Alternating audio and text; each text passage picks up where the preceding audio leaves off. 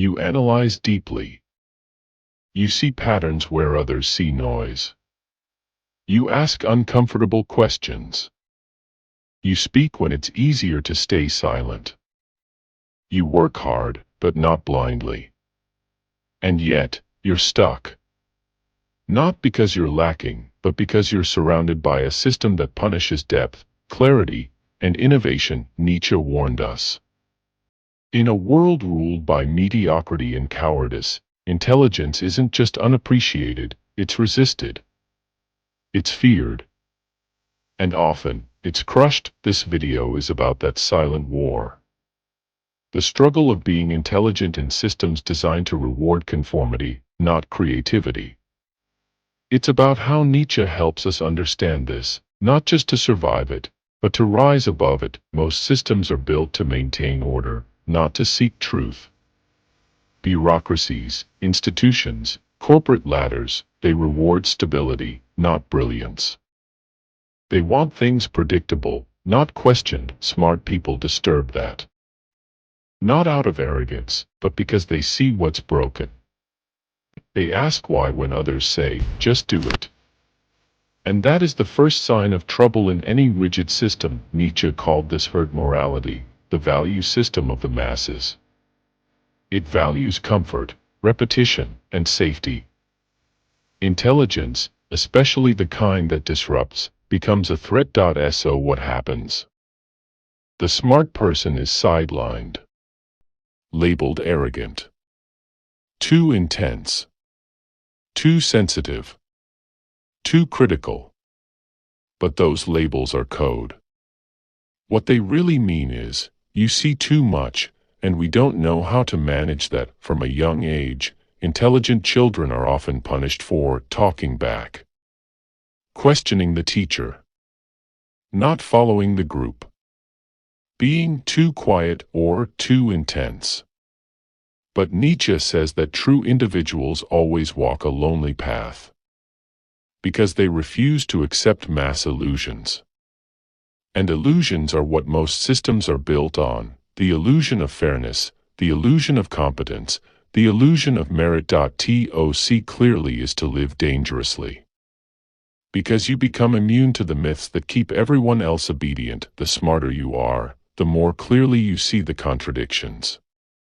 You see people promoted not for their ideas, but for their alliances. You see incompetence rewarded, politics used as strategy, honesty viewed as naivety. Nietzsche believed that consciousness is a kind of burden. That seeing too much makes ordinary life unbearable. Clarity is beautiful, but also isolating. You become unable to enjoy the distractions others live by. And in a stupid system, that isolation becomes your prison. Nietzsche was not just a philosopher of ideas, he was a philosopher of power. He warned that pure intelligence without power is vulnerable. It becomes prey to manipulation, suppression, and burnout. Systems will take your talent, but not your voice. They'll want your mind, but not your resistance. That's why so many smart people end up stuck. They give their intelligence to structures that don't allow them to grow. Nietzsche's solution: don't just be smart. Be powerful. Learn how influence works. Learn leverage. Understand the battlefield before you try to win the war. Many smart people also try to be morally good, to do things the right way, to avoid politics, to focus only on the work. But as Nietzsche explains, morality itself can be a trap. Slave morality tells you to be quiet, to suffer, to wait. Master morality teaches you to create, to lead, to rise. If you're always saying yes, always pleasing others, always keeping your head down, you're not being moral. You're being controlled. Burnout doesn't come from overthinking. It comes from spending your energy where it isn't valued. You stay up late fixing what others broke. You're asked to do the work and stay quiet. You watch people who lie, cheat, or gossip move ahead while you're told to be patient. Nietzsche would say, that's not a system glitch. That's the design. The system teaches you to work, not to lead. To solve problems, not to question them. To wait for permission, rather than claim your space, Nietzsche said, he who has a why can bear almost anyhow. If you're smart, your greatest act of rebellion is not rage, but clarity. Choosing not to lie to yourself, you stop playing the game by their rules. You stop measuring success by titles or applause.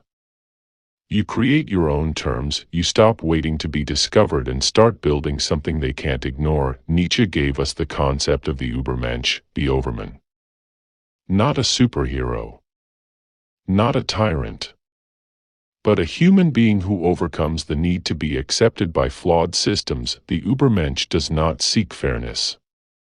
He creates value. He does not ask for freedom. He lives it. He does not wait for systems to reward him. He rewards himself. That's your way out. Not by waiting. Not by complaining. But by creating. Building your own system, your own standards, your own life. If you don't claim power over your path, someone else will. The world doesn't just want your intelligence, it wants your submission. Nietzsche knew this. That's why he urged thinkers not to become trapped in their own thoughts.